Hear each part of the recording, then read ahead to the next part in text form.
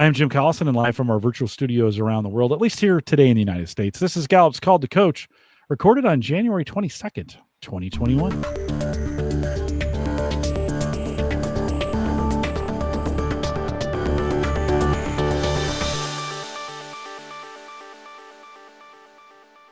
Called to Coach is a resource for those who want to help others discover and use their strengths. We have Gallup experts and independent strengths coaches share tactics, insights, and strategies to help coaches maximize the talent of individuals, teams, and organizations around the world.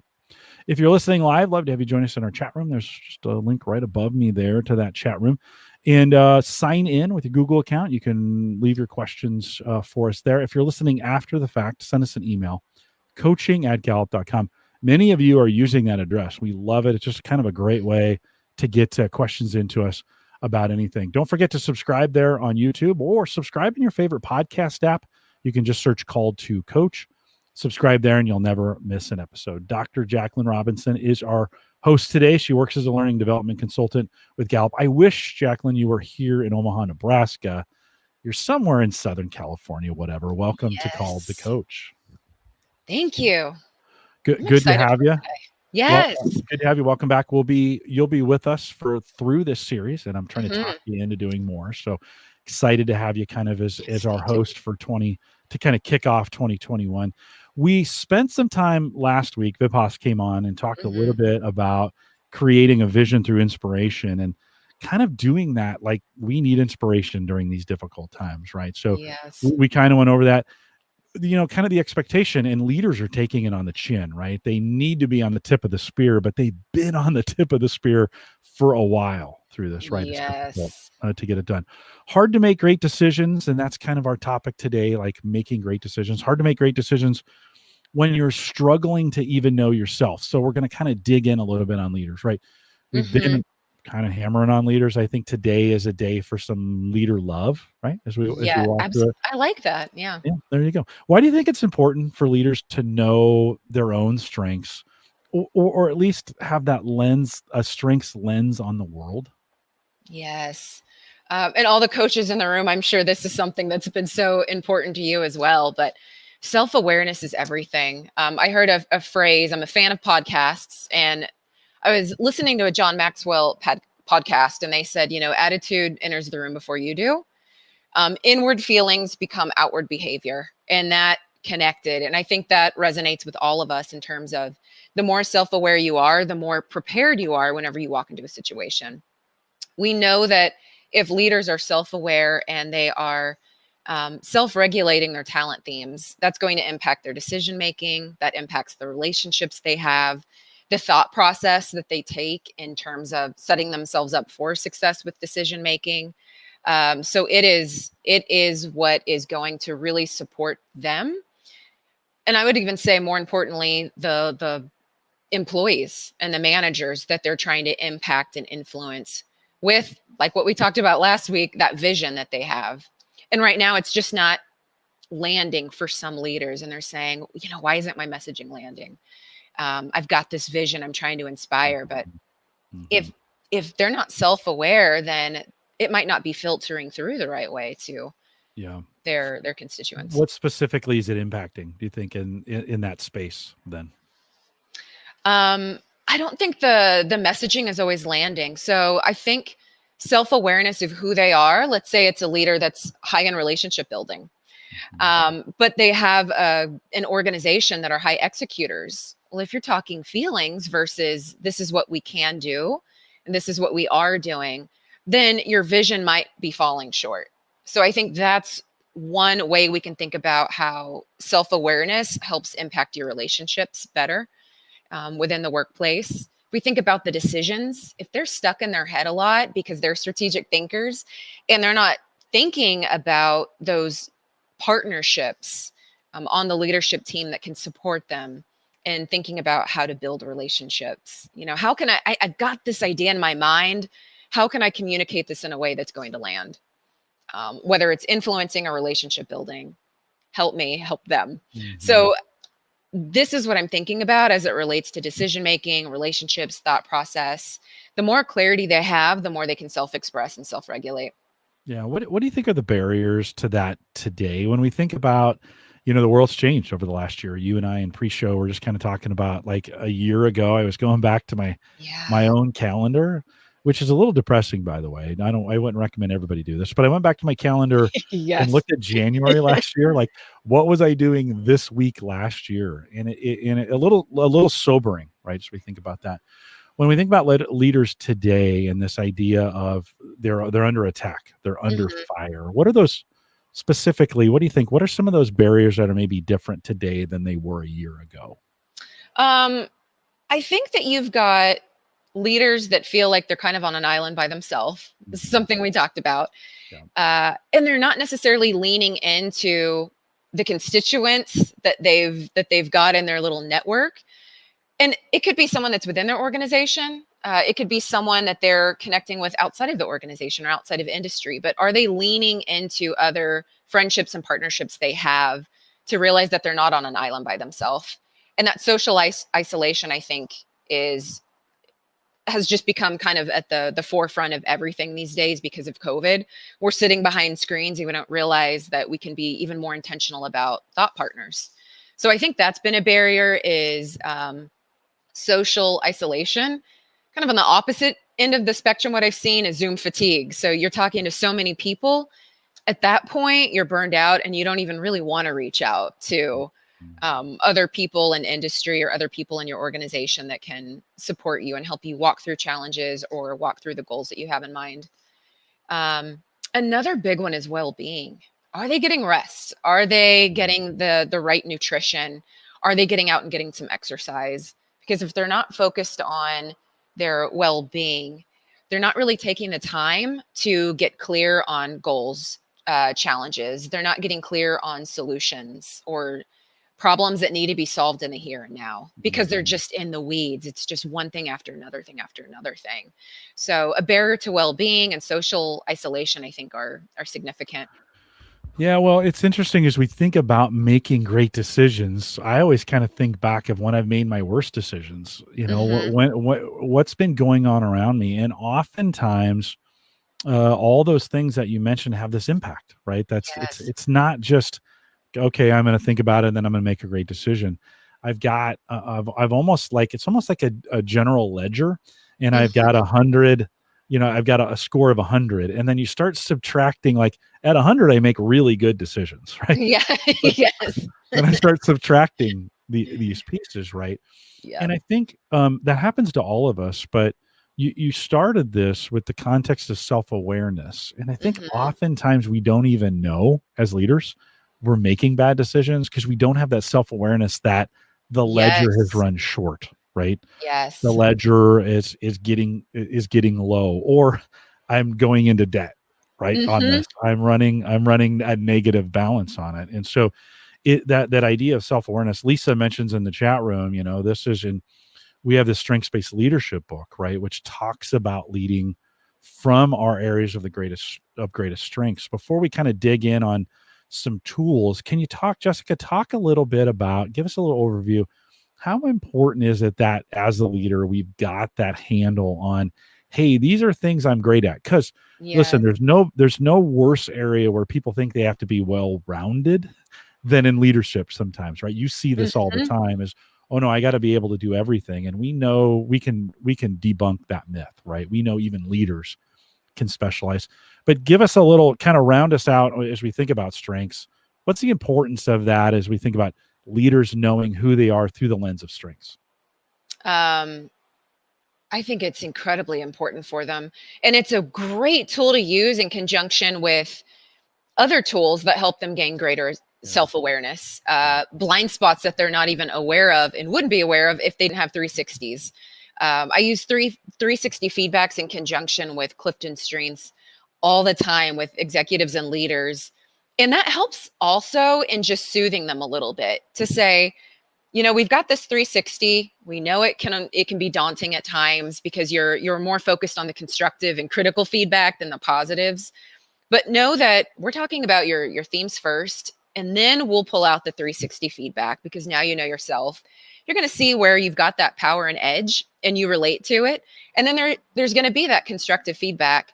but now you know what themes it's connected to because you've gained that greater self-awareness in the 1 or 2 coaching sessions we've had previously. What can you do to rectify that moving forward? So I think Clifton Strengths is a great foundation that we can help leaders gain some clarity on how they're thinking, feeling, behaving.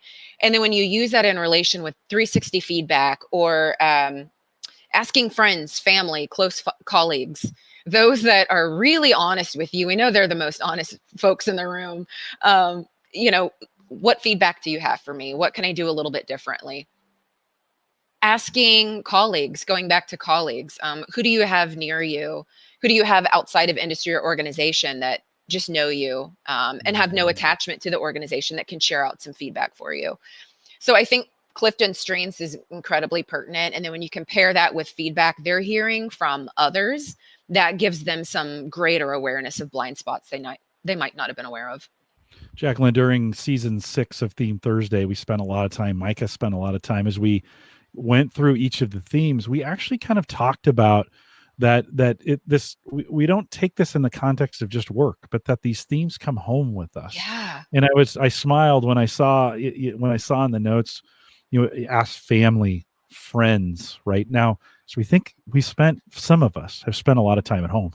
We spent Yes. way more time with family. And I've gone on record as saying the hardest management job I ever did was managing my own family. And so how important is that, especially during these times, that we kind of reflect on those family moments or even building ourselves up, getting that feedback, right? I mean, would be a very valid feedback loop from our family, right? They know us now. They may know us now better. Talk a little bit about that. Yeah. Yeah, it is such a safe space. And you're right. They have a different lens on our lives now because we're working from home. So they're seeing us in this personal, through the personal lens, but now they're seeing us through the professional lens too. Yeah. Unless you're, kind of holed up in a room where you might have some confidential conversations. We've all seen the partners or the pets or the children walk back and forth behind the screen. So they're picking up on some of the conversations you're having, or they're seeing how late you might be working as a leader. And coaches, these are questions you might be inquiring about to the leaders as well as what does your work-life integration look like? Because that's what it is these days. It's not balance, we know. And what is your family telling you? What's some feedback you're getting from them? Are you working until 11 p.m.? That brings us right back to well-being. Are you getting enough time for rest and food and exercise? And our family is going to be very aware of that and can make sure that we're at least attending to well-being. Yeah. Be good accountability partners in that area. I was on a call. We were recording a call to coach this morning in German, which was a ton of fun. So I was producing. Super great. And in the middle of the call, one of the children walked in, and Michelle, one of our Gallup employees out of Berlin, she handled it so great. She brought her over, gave her a hug and a kiss, and the guest stopped for a second, and we just had this really touching moment. Nobody cared, right? Yeah. And then she, relatable. She whispered to her to go out, and we're all experiencing those kinds of moments. I think early on it was harder. I think it's for some folks it's kind of getting easier. You mentioned in the well-being space, sometimes we think well-being is just fitness and sleep, but we know from our research, right, that there's this element of social well-being, of community well-being, and financial well-being. As we think about making great decisions in those contexts, if I'm here worried about my finances, whether I'm at work or at home, it could, right, that worry could begin to affect my decision-making process. So I think sometimes we even get a little pigeonholed when we think about well-being, right? Talk a little bit more about those other areas, because social well-being is hard, right? It's hard right now. But what are some ways leaders, we know from our Q12, leaders need friends at work too, right? How can leaders get beyond? They get kind of beyond the four walls? Or listen, I've said this before. We sometimes think everybody went home, and we have essential workers, healthcare workers, first responders who are out there under those stressful environments, right? Doing those. How do we lean on some of those other areas of well-being, maybe for leaders to make great decisions? That's a good question. And that reminds me of some of the mapping we're doing right now with CliftonStrengths and well-being, so that people can start to think about their top 5 or top 10 themes and elements of well-being that might not feel as fulfilling, to say, how can I lean into one of my themes or a couple of my themes to support me in this area? So I think as we go back to self-awareness and how important it is for leaders, if they're feeling off in one of those other elements, it's probably going to carry into the workplace too. Their engagement is probably going to feel off. I just had this conversation this morning too. If someone's well-being is off, might they feel less engaged in the community, socially, at work, personally? They say yes. Yeah. If your engagement and well-being is off, how do your strengths feel? And they're like, oh, it feels off. It feels different. Right. So I think there's something to be said about that, Jim. So I think a question I would ask leaders, and I do ask leaders, is if you had to look at the 5 areas of well-being, the 5 elements of well-being, I should say, where do you feel you're thriving? And where do you feel you might be struggling? Or at least that bucket doesn't feel as full as it could be. Yeah. And then based on that, whatever that element is, let's say it's financial well-being, where do you see yourself a year from now? What's your vision for your financial well-being a year from now? And they'll say XYZ. Okay, what's the first step we can take now moving forward? And what's that theme that you're going to use to support you? So step by step, what I like about that is we can get into the weeds of where they're thriving, where they're struggling, and we can pull them up and say, okay, what's ideal? And then bring them back to the present. Now let's think about a solution moving you forward. So it feels like they have some control. And if they feel better there, then that's going to translate into the workplace with their engagement and their productivity and performance. Yeah, it's really that 3-prong process, right? Strengths, engagement, and well-being kind of being in sync. By the way, they don't stay in sync. I mean, we have pressures coming in from all sides all the time. As we think about our coaches working with leaders, what are some questions? What are some additional questions you think? What are some probing? What kind of questions do you use to kind of help leaders get to that point? Because, by the way, I don't think just asking the question gets the job done. You have to set the stage, right? You have to gain the trust. You've got to show it that it's going somewhere. Just having great questions doesn't get you there. I think there's some talent involved in getting there. But what would be some additional great questions you think you would pull from to help coaches help leaders? If you've got leaders, I feel like a lot are here now because, like you said earlier, Jen, they've been carrying the torch and they're tired and they're second guessing themselves. So a lot are starting to struggle with their decision making in terms of, did I make the right decision? Yeah. There's fear of failure. There's fear of doing something the wrong way for the group. There's assumptions they might have. So one thing I like to ask is, are you coming through this lens operating from faith or fear? And that's okay if that's a yes or no, because I just want them to initially identify, is this something that I'm just fearful in? And if so, let's get to the root cause of that. What's creating that fear? I'm not sure if it's the right decision that should be made. Is there a way you can get more clarity? Is there someone else you can go to just bounce that idea off of, or that thought process you have, or what makes you feel like it might be the wrong decision or the right decision? So I like asking that question. I like asking them, or some of these down so I wouldn't forget too, what assumptions are rooted in what I just said? So if you're a coach, then you're obviously going to say what assumptions are rooted in what you just said. So you want them to really get into the nitty gritty of, this is my perspective, but it's my perspective. Someone else might see this very differently. I like to ask questions too about, what does the slowdown mean for my life? Some are maybe in more of a lull. I haven't necessarily always seen that with leadership, but some managers might feel that way.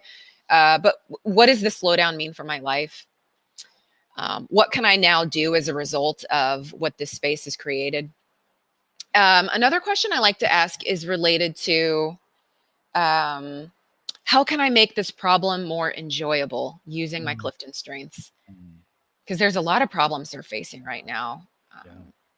You've got employees that are starting to worry about, as we think about, some of the themes that we're hearing.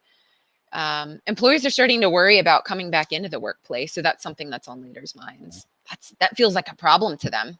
So how can you make this problem more enjoyable? That's something I think about. Those are all great questions spinning through my head. I was just thinking, that one that's really powerful is how can I take my themes and lean into this? And I think, I leaned heavily on woo before the pandemic, and I've actually leaned heavy into a Ranger maximizer. Like that has been, if you were to ask me, what am I having the most effect on?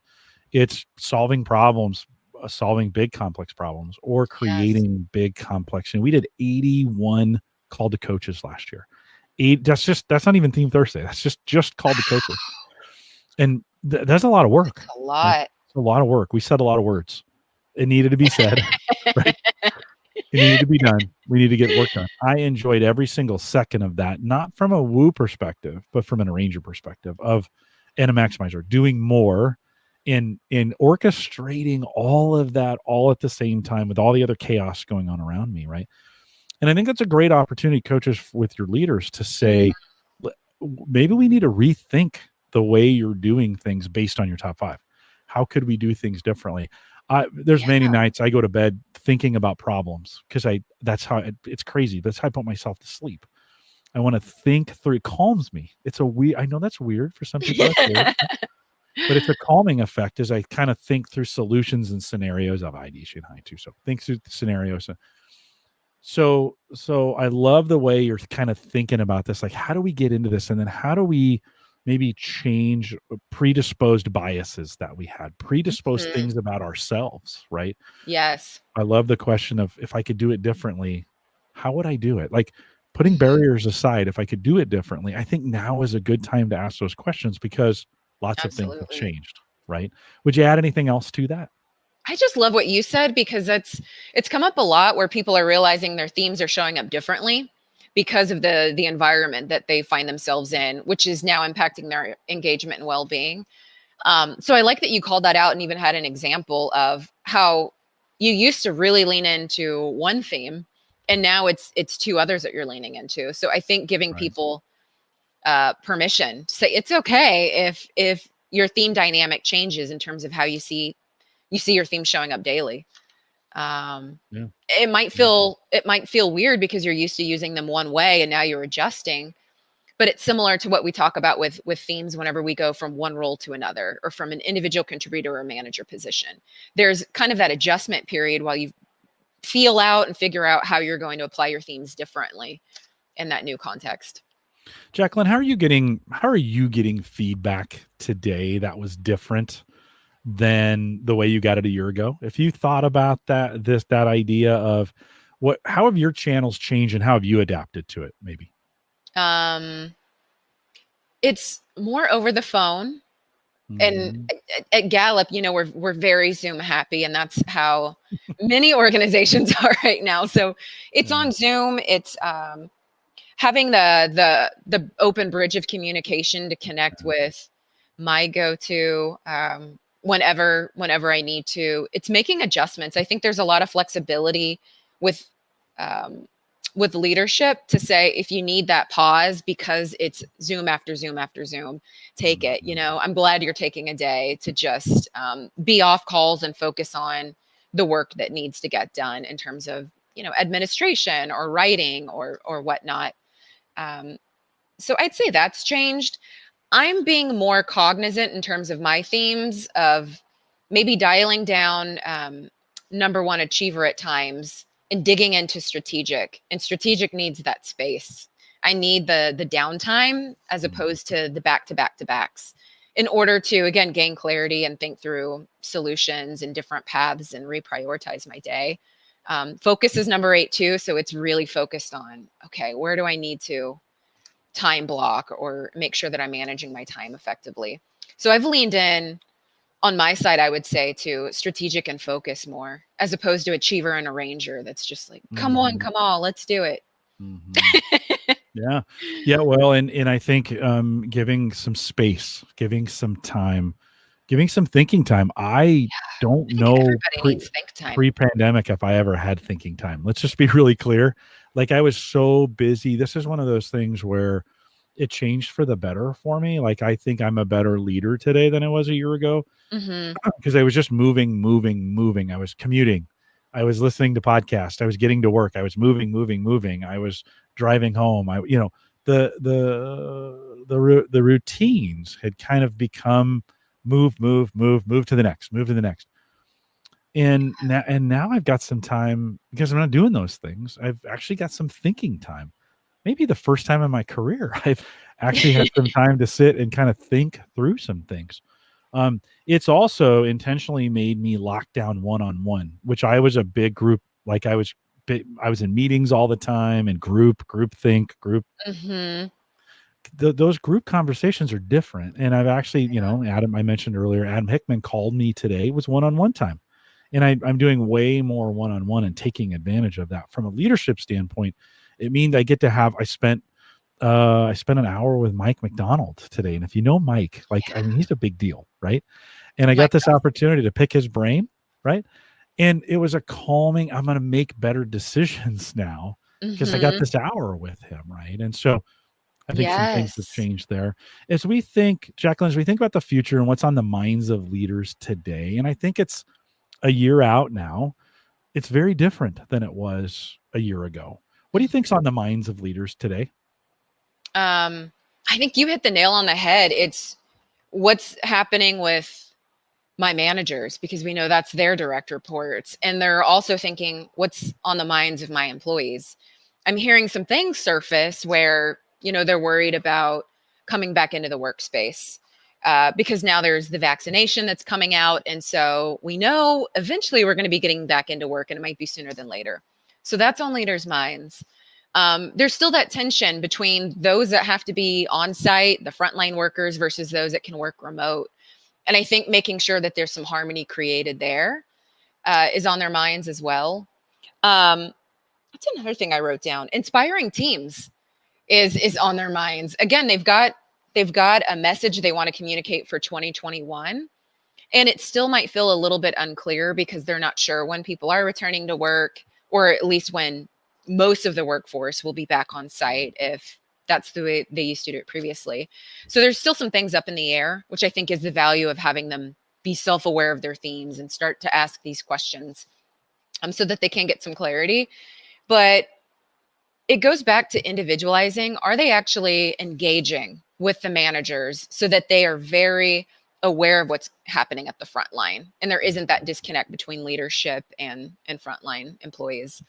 And once they're engaging with the managers to hear what's happening, are they empathizing and sympathizing then with the group of employees, inclusive of managers, to say, I understand. I know that some of you have to come into the office, and you might be a little bit fearful of that or worried. We appreciate you. We value you. So, to what the boss said last week, recognition is everything right now, and showing that you value the employees. We've got the drops in our Gallup store where leaders can simply just write a drop and say, and mail it to them. That handwritten drop is everything to an employee that might have to come into the office or that's on the front line, just to say, I value you, and this is the impact you're making for internal customers or external customers. Mm-hmm. But without engaging and individualizing that approach with the one-on-ones, they're not going to hear that and know how to get ahead of it. So I think that's big. And then, that would help them explain the vision, because now they know what are my people worried about. How can I relate to them? And then how can I connect what I see for the future and incorporate what I'm hearing into that future messaging, so that it lands and it's connected to the vision I see and the mission that we have. So Lisa in chat says to you, Jaclynn, this is all great, but can you give us a specific example of a leader who was stuck, how you coach them, and how they use their maybe strengths to get unstuck? Yes. I have all kinds of things going in my mind, strategic thinking of all different ones. I would say there's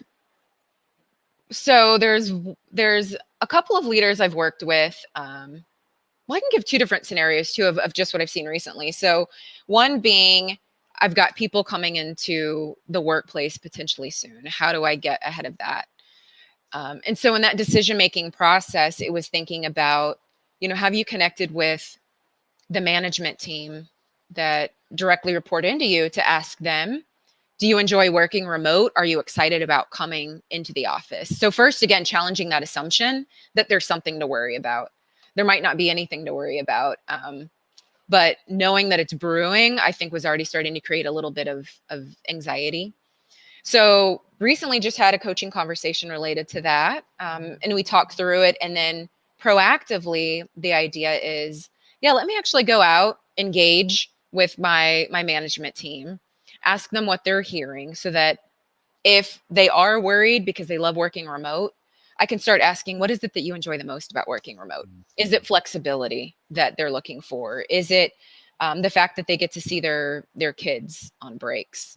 So now the leader can make better decisions to say, if we do have to go back on site, now my messaging is geared to say, I'm going to allow for you all to work Monday, Wednesday, Friday. From the office, Tuesday, Thursday, we'll rotate and you can be at home.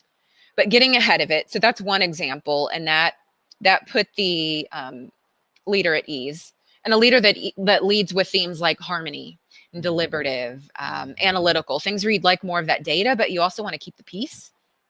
And then I also had a leader that was more or less feeling that social isolation and like just a person that was on a remote island.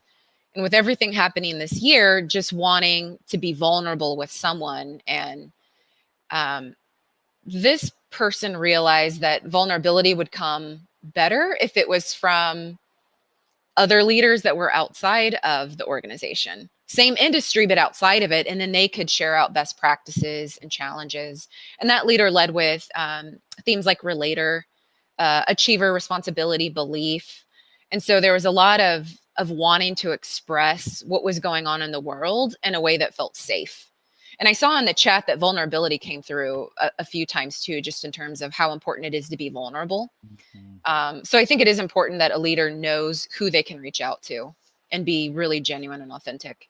So I hope those two examples help. Those are recent ones that came up with leaders I was coaching. Yeah, I think so. And I think great examples of kind of how to approach that. So that's kind of a framework of saying, okay, here's what's in my toolbox.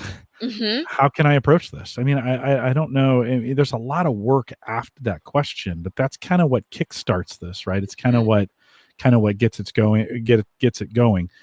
Kim asked, what elements of well-being are being stretched most with leaders these days? Are there patterns that you're seeing?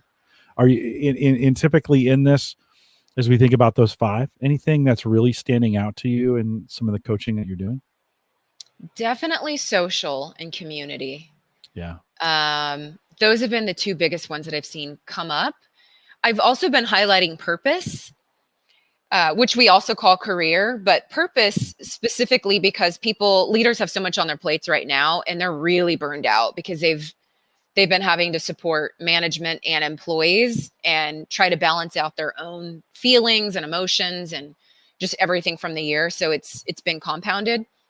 So I like to think about the career/purpose well-being to help them think about purposeful productivity. What is it that you currently have on your plate? And then what can you eliminate, delegate, or automate to make your life easier and to make sure that you are actually focused on the North Star?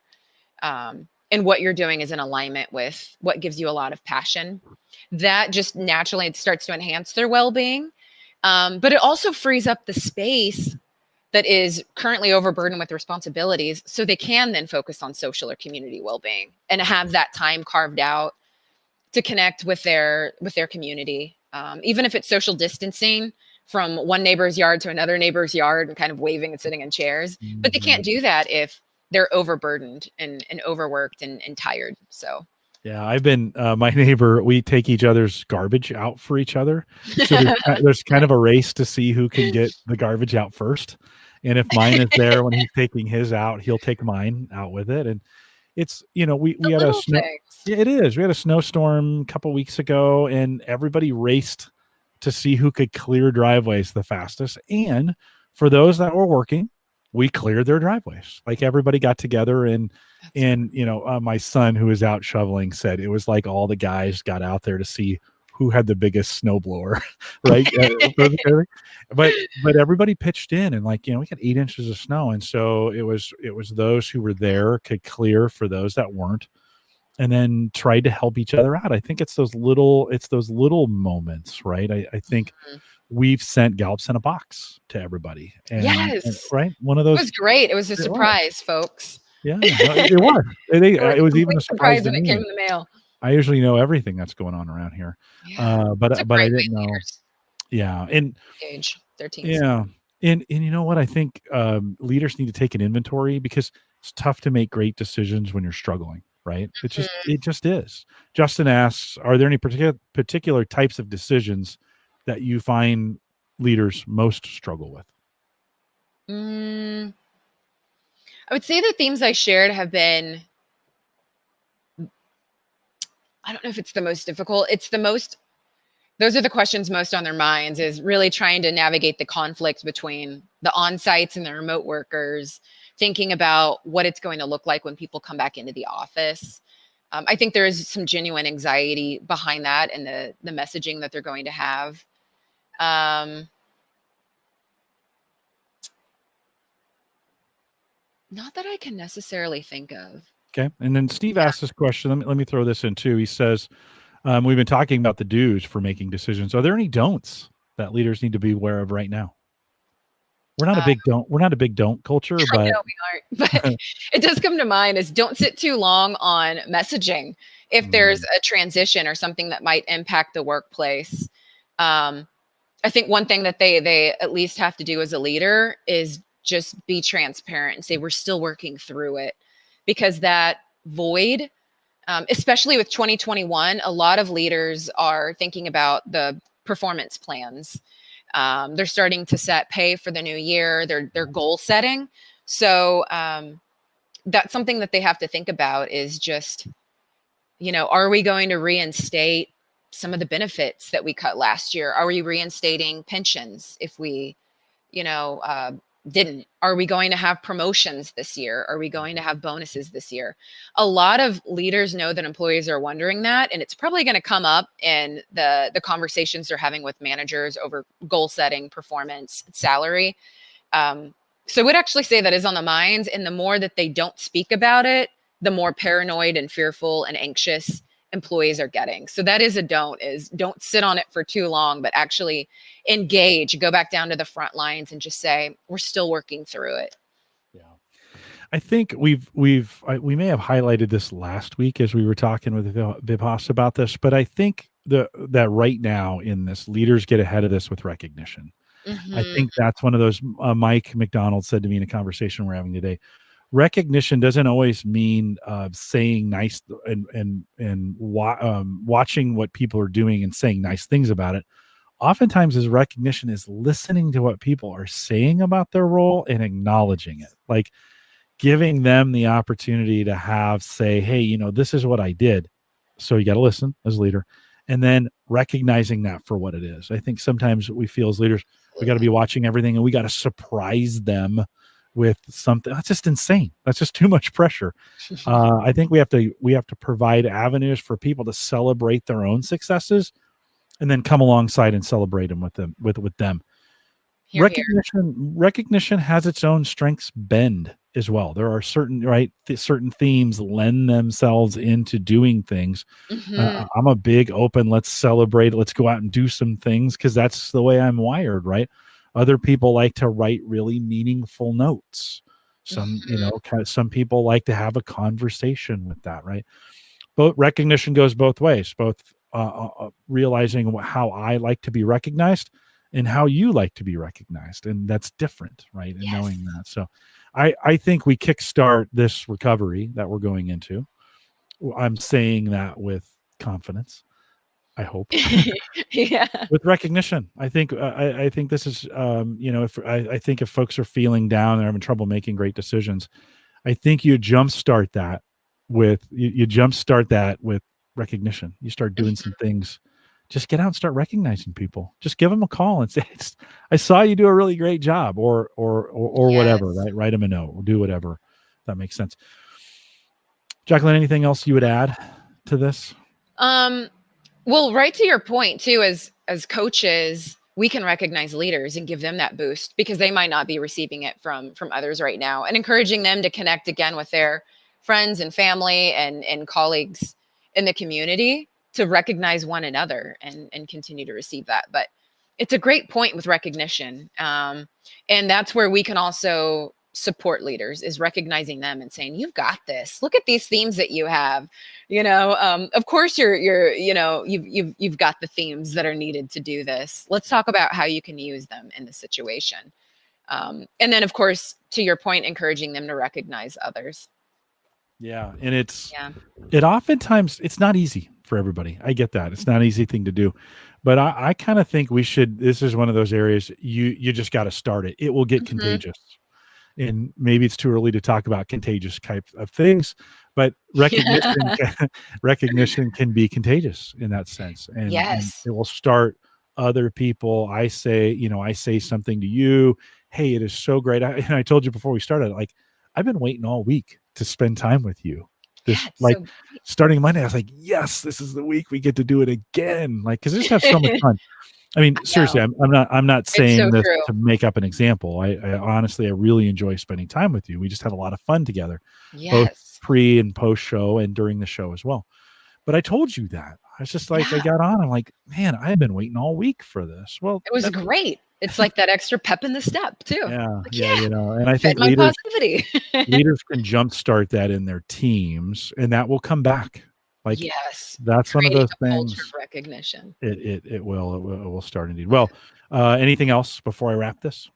No, I would say if there might be some saying, how do we help leaders that don't do that naturally think about it?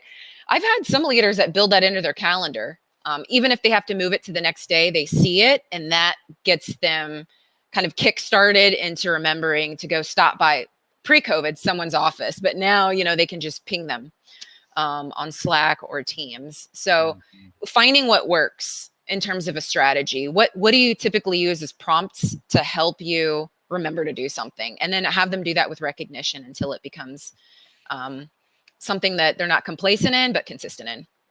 So I I will stop I think that's fantastic. I do think there's an opportunity for leaders to support other leaders. By the way, nobody quite understands the pressure of managing and leading and directing and than leaders themselves. And I think this is an area, coaches, you there. can have the greatest impact in encouraging not just the coaching that you're doing, but encouraging those leaders to reach out to other leaders, whether it's in their organization or outside of their organization. I think of the CHRO council that we put together at Yeah. Gallup, that right, an opportunity for CHROs to come together and kind of talk about what's going on in the world.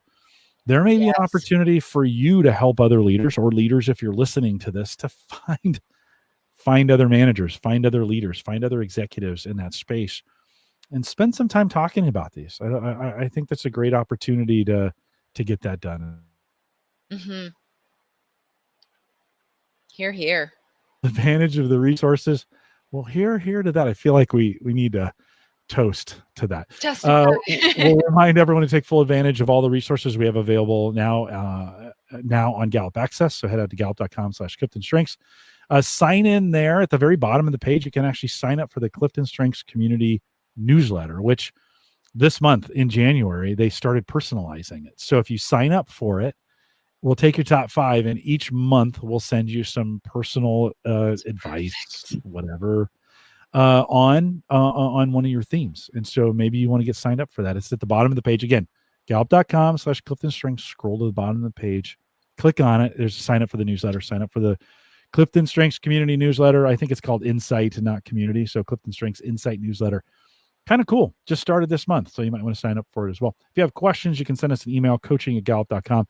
Stay up to date with all our webcasts, gallup.eventbrite.com. Join us for the virtual Gallup at Work Summit. That's coming up here June 8th and 9th. Registration is open right now.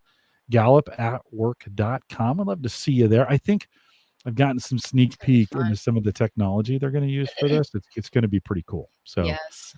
pretty exciting to see you all there. I want to thank you for listening today. If you found this useful, share it. take this to your leaders. Give them an opportunity. It's free for you. It's our recognition to you as coaches. Yes. Thanks for all the work that you do, and thanks for being on the front lines for us and for the world, because that's the right thing to do. And so go out and share it. Thanks for coming out today. With that, we'll say goodbye, everybody.